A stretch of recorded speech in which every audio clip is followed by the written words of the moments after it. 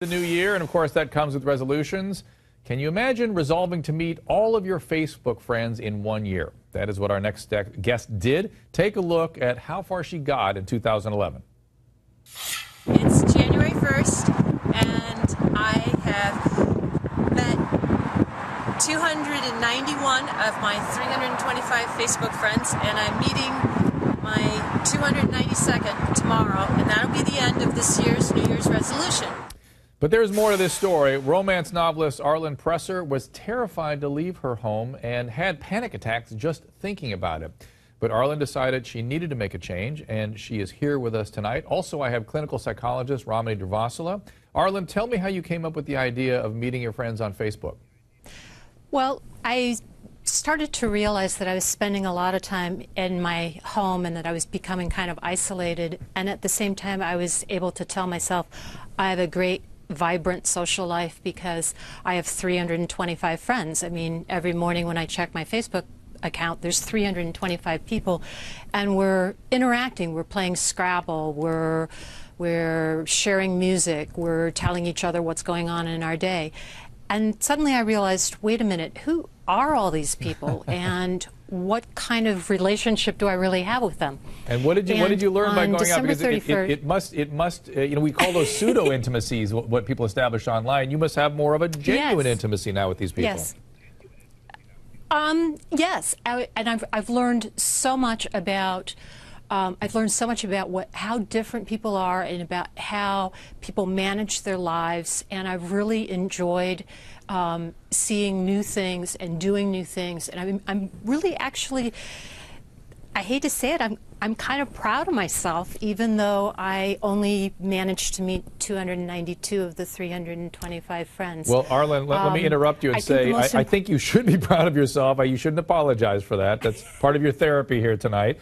But speaking of new things, in the year of traveling, she had some interesting experiences. ArLynn's son, he accompanied you, right, ArLynn? And he shot videos of his mom meeting with her Facebook friends.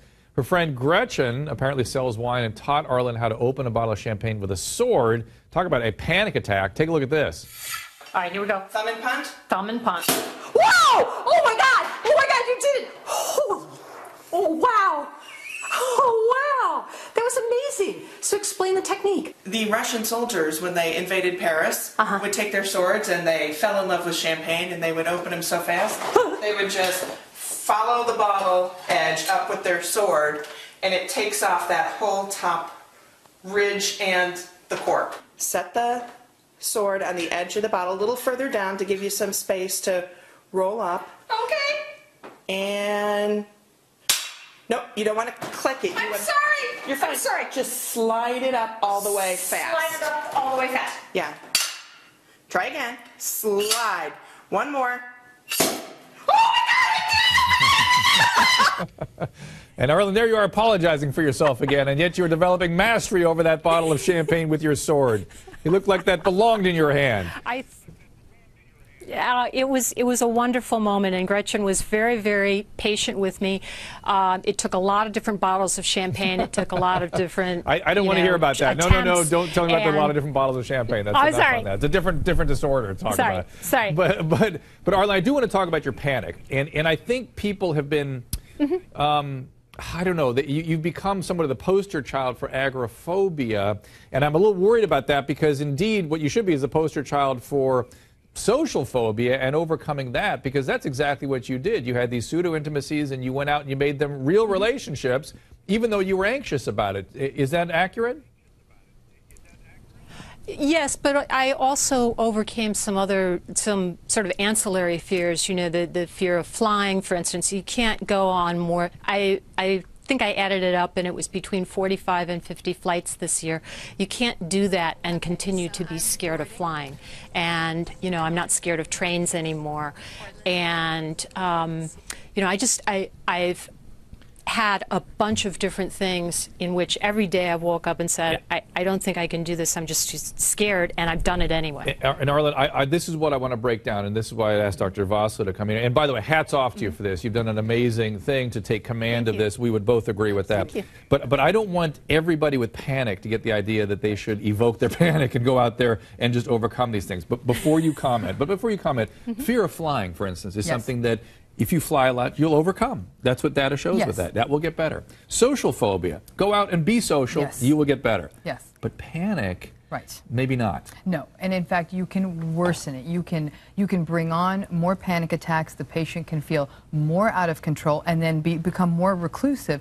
Panic disorder is something that really needs to be approached in a very structured treatment with under the aegis of a mental health professional. It has to be done with guidance. This is not something you just face down. So we would bet, ArLynn, that the panic hasn't really gone away. That still probably bugs you a bit, yes?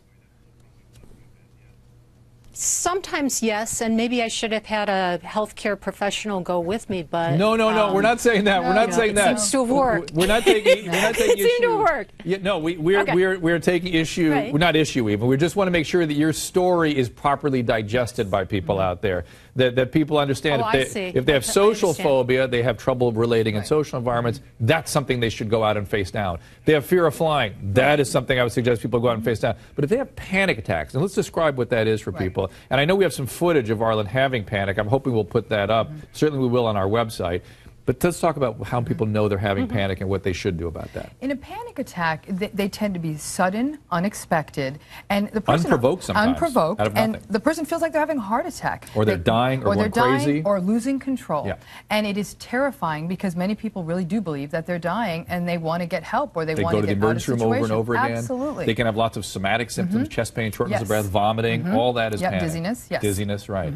And so if people are having those kinds of symptoms, we would say that's something to get evaluated. Absolutely. And it's often associated with other conditions, trauma, depression, other stuff that we do treat and we can treat, but by going out and facing your panic can make panic worse. And it sounds like, ArLynn, you had just a multiplicity of problems, but by really going out there and tackling a few of them, the overall syndrome got a lot better. I think that's right. And I certainly do understand the panic attack mode. I mean, and that is something that I've had a lot of, and I've had to learn to control the urge to go to the emergency room. Yeah, very good. Well, ArLynn, thank you for sharing your story with us, and I hope people really think about your story carefully. Is there any last messages we have for folks out there that may be having panic, phobias? They are the most eminently treatable of mental illnesses, and they have excellent outcomes. And by the way, let me just, for full disclosure, I had panic attacks in college. I have general anxiety disorder. And it's something that gets a lot better. It can get a lot It can better. get a lot better. So they're very treatable. So seek help. Yes, as I did.